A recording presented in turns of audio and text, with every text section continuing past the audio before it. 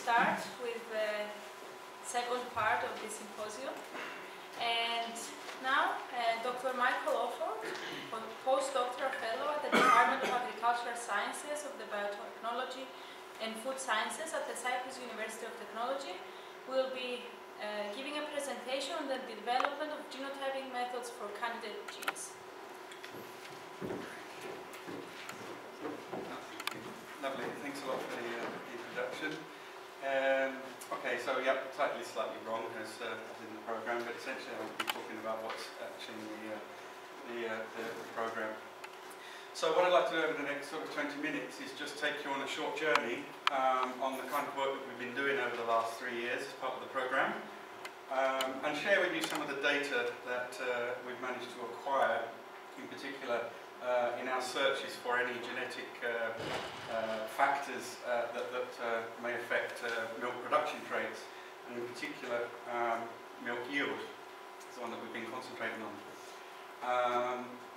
So we've already had some very nice introductions into QTL analysis and so forth, so I don't really need to go into that, but essentially when you're going to look for any kind of genetic factor that may influence anything, you have two ways of doing it. You're either going to go down the route of doing QTL analysis, of which we didn't have any kind of resources to be able to do this. And so we opted for the second approach, which is to sort of take some educated guesses at some candidate genes that may or may not be important in affecting the phenotypes of interest.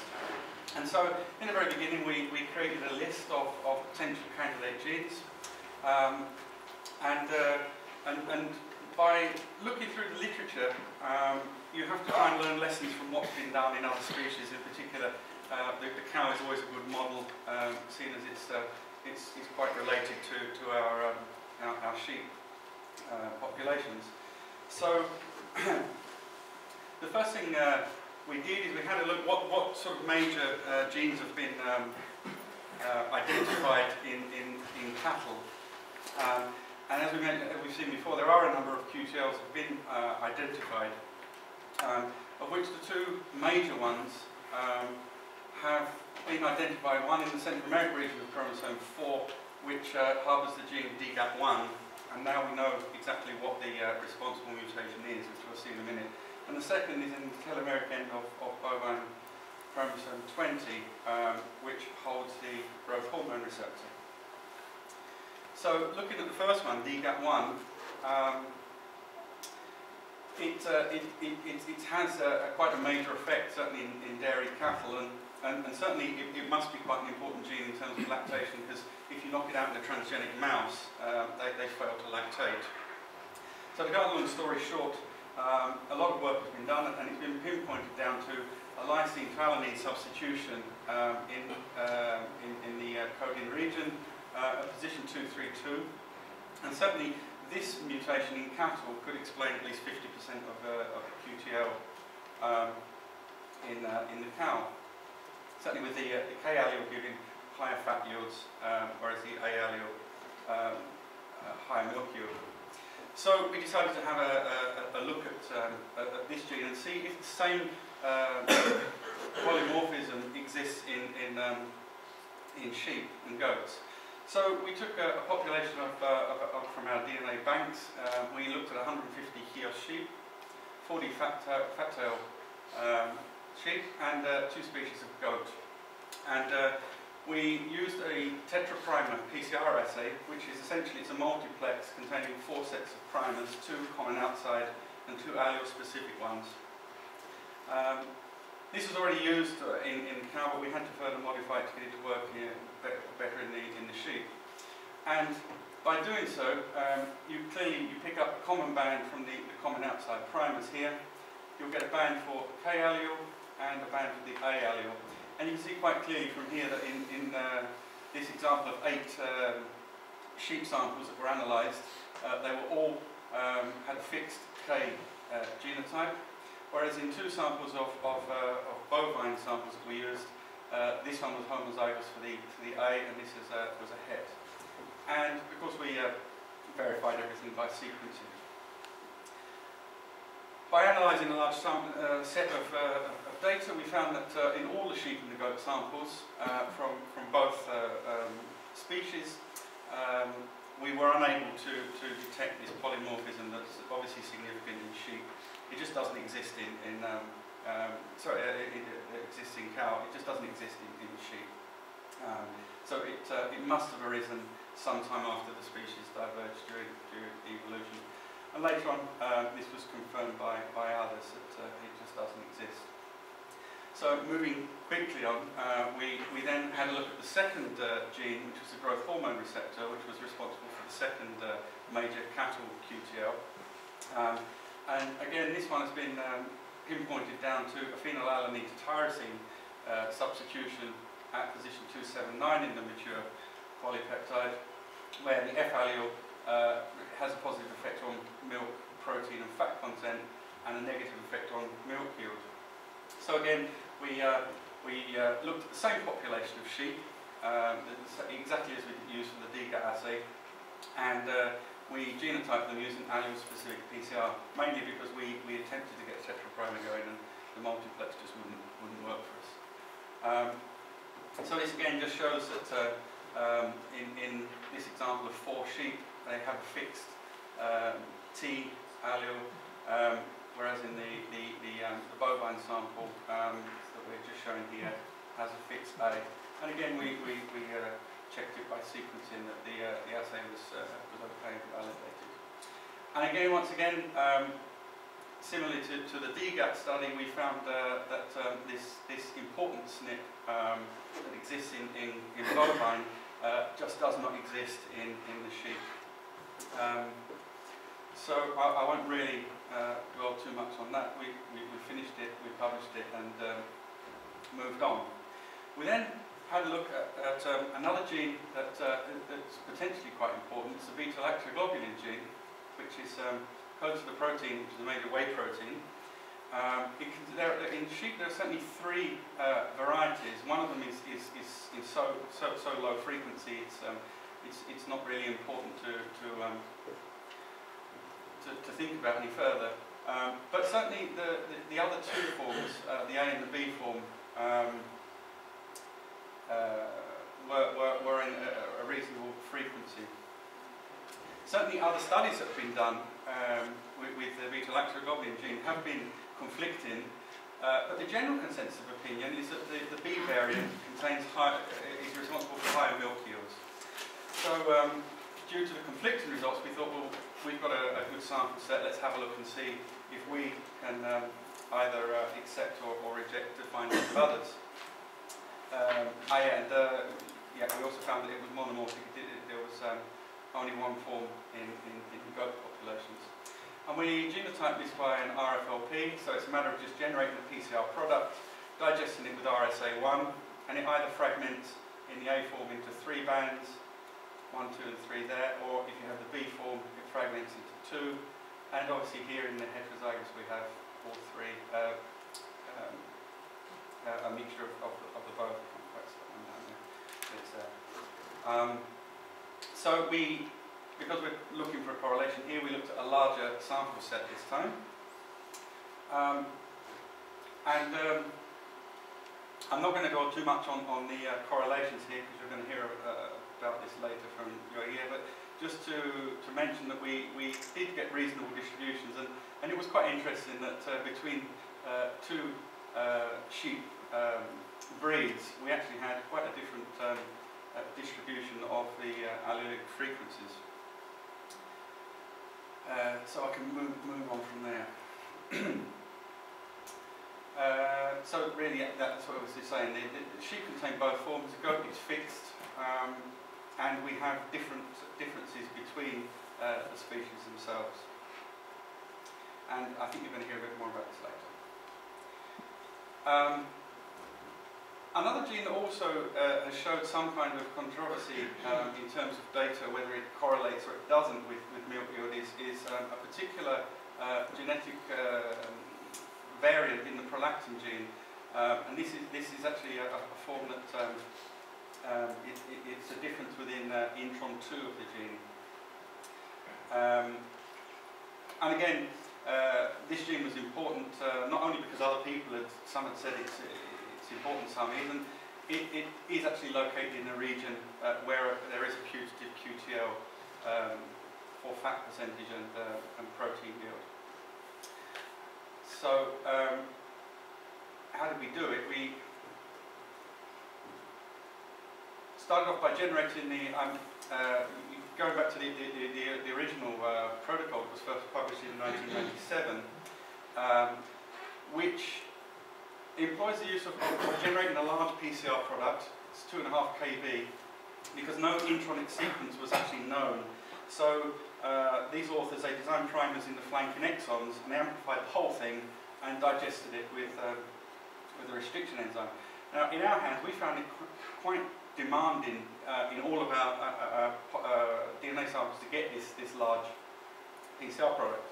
So we decided to just sequence the whole intron and see what was going on in there. In doing so, we found that the difference between the A and the B forms is not due to a single SNP, but it actually resulted from a 23 base pair deletion in the B form.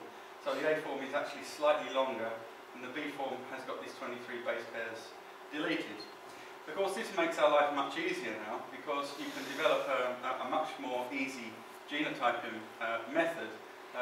If you look at the A form here that's got this extra 23 in there, or the B form that doesn't, you just put some primers flanking the deletion, and by doing a PCR you can pick up the difference in 23 bases if you run it on a high enough agarose gel. And of course this method it's quicker and it's cheaper because you don't need an enzyme to digest it, plus it's quicker because you don't have this extra digestion time involved. So doing this, you could genotype a large number of animals much more rapidly. We also validated the method to make sure that it was okay, again by sequencing.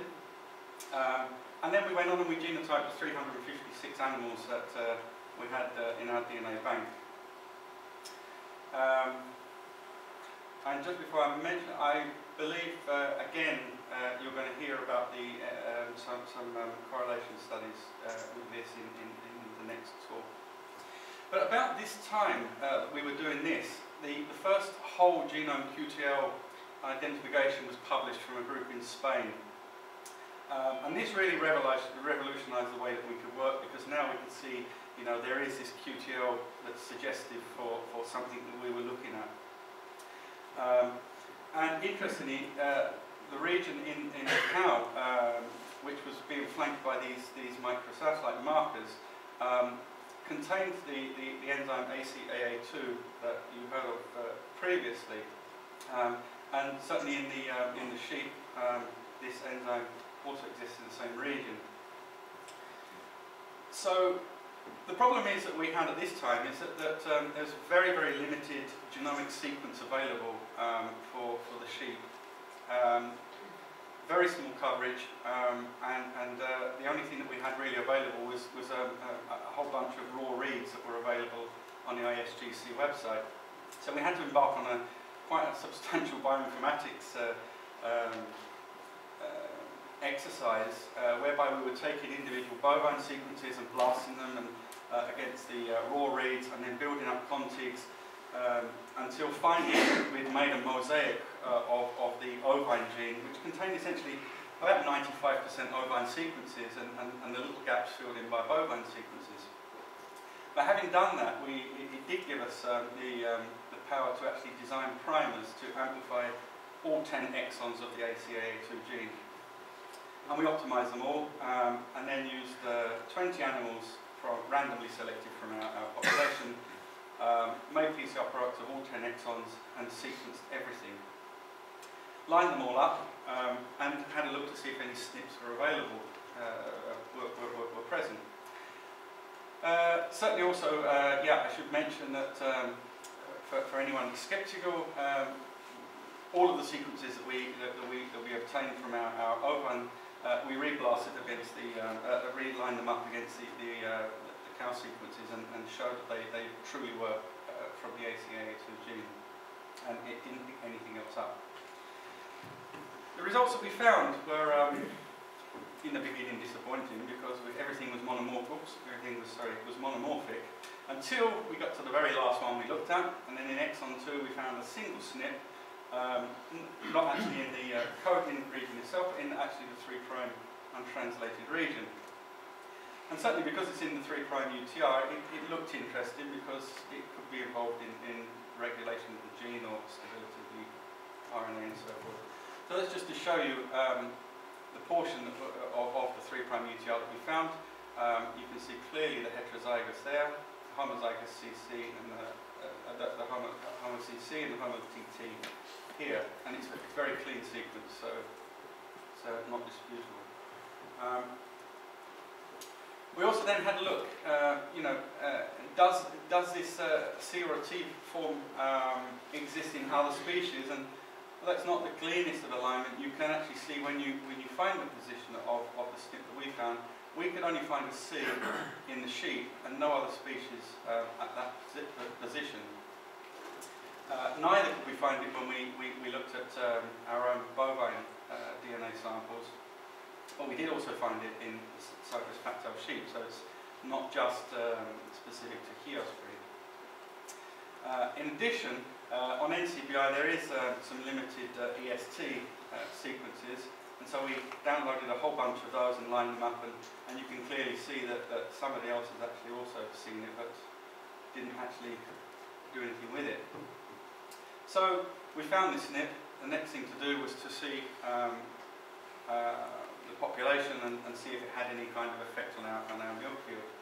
So again, we developed an allele-specific PCR. So we had one set of primers, an outer and an inner here, and an outer and an inner here to give us specific products. And this just shows you a typical genotyping. The heterozygous will pick up both. The TT will only amplify the T allele and not the C, and the CC will amplify only the C and not the T. We also validated this, again, by sequencing random number of samples and checked that our genotyping by allele-specific was completely accurate. By doing so then, we analysed our full set, and we got our allelic frequencies and genotype distributions. I'm going to move very quickly over this because you're going to hear a lot more about this in the next talk. But just to say that some statistics were done early on and then much more extensively later. To cut a long story short, we found that this particular transition is associated with milk yield and fat-corrected milk yield. And it appears that any animal carrying at least one copy of the T has a favourable milk yield. And we're fortunate enough to get this accepted for publication now in the Journal of Dairy Science. So that doesn't really finish the story. It may or may not be the causal gene. There's a chance that it could just be closely linked to something else. So really, because the story is not completely over and we haven't actually defined an absolute role for this SNP, we need to keep still searching. And we wanted to look at other nearby candidate genes. But to do so, really you need a cost-effective tool for not only detecting the SNPs, but also being able to genotype them as quickly and as cheaply as we can. So we moved on to develop a rapid and cheap method based on direct sequencing. So just to show you how this one works, those of you who've done sequencing, the general protocol is you'll have a PCR, you'll run it out in the gel, you'll cut the bands out, you'll do a gel extraction, you'll re-quantify the bands, then you'll put those back into another PCR reaction containing your sequencing, run it, and then you'll get your sequence. We thought this was rather long-winded and unfeasible to sequence 90 or 380 odd samples by cutting bands out. So we figured rather than doing it by this approach, we decided to do a selective PCR cleanup by selectively precipitating the PCR product generated in the first PCR and basically removing the excess primers so that they won't interfere in subsequent DNA sequencing. And we managed to do it by this particular treatment. So after that then, you just resuspend your cleaned up PCR product, you then, using a multi-channel pipette, you just duplicate the plate into your sequencing plate. So you've got limited liquid handling, and you can process 96 samples really quite rapidly. And at the end of the day, you still end up with really quite a nice sequence.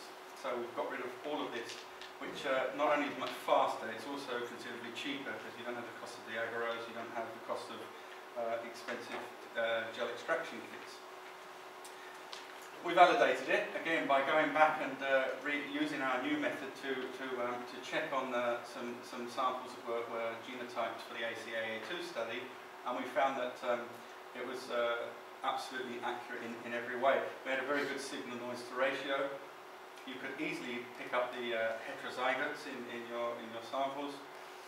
And the nice thing as well is if you want to use this particular technique for genotyping, if you have a stretch of DNA, a long stretch that's got 2 or even 3 SNPs in it, a single primer and sequence the whole thing, you're going to genotype 3 SNPs all in one go. So it doesn't matter whether you've got 1 SNP, 2, 3, 4, however many, as long as it's within that stretch that you've amplified, you're going to genotype everything simultaneously, which cuts the cost down. In addition to that, what we did is I think what other people probably do as well but don't admit it is they reduce the amount of sequencing reagents that you use.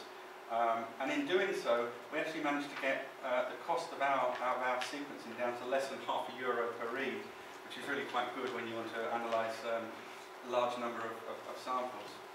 And certainly it was equally efficient to conventional methods. And certainly other colleagues of ours at the back have also used it on other species, and from plants to bacteria and everything, so it's not just sheep specific. So using this, I say we checked out the ACAA2, and then we decided just to have a look at a couple of other genes. The prolactin, we'd looked at the intronic one, but we've also got now data for the exons. And of course we wanted to also look at something that was in close proximity to the ACAA2, and so the nearest gene that looked that it could be even remotely interesting in terms of milk yield would be the endothelial lipase. So I'll just very quickly just show you the data for this. The prolactin, it's 5 exons. I just literally amplify each one of them. We did it in 20 animals to identify the SNPs. And then we went on, we analysed up to now 105. And in exon 2 we managed to find 3 SNPs. And in exon 3 we found another 2 SNPs. And one of our honours students went on and did a little bit of work as part of our honours project on that.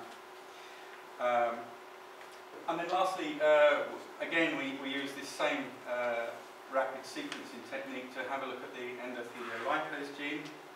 This is an enormous gene with 10 exons. Again, we just amplified them all, we used our rapid technique. And just to summarise what we found here, in exon 5 we found 4 SNPs. 2 of them actually very close to each other. You can see the fidelity, you can see quite clearly the heterozygotes. There's a double head there and so on. So it's very clean. In exon 8 we found a further 2 SNPs. And in exon 10, again we found 2 more SNPs in the 3' UTR. And of course this merits a little bit further investigation to see if there are any correlations with this. But it's work in progress. So I'd just like to spend the last 30 seconds just to acknowledge everybody that's played their part in this work, particularly the people that paid for it. Our colleagues and partners at the Cyprus University of Technology, Espinard, Aranios, and some technical help. Our esteemed colleagues here at the A.R.I, and in addition, throughout the course of the whole programme, invaluable input from Dimitris Hadjiplis and of course Luke Swanby. So I'd like to thank you for your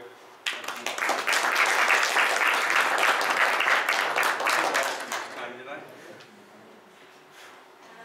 I'm Dr. Orford for a very good presentation. And if you have any questions, actually Dr. Orford can answer your questions in Greek as well. Because he's learning Greek. Very badly. But certainly, I mean, if there's nothing burning now, we can have discussions over coffee later. Yeah.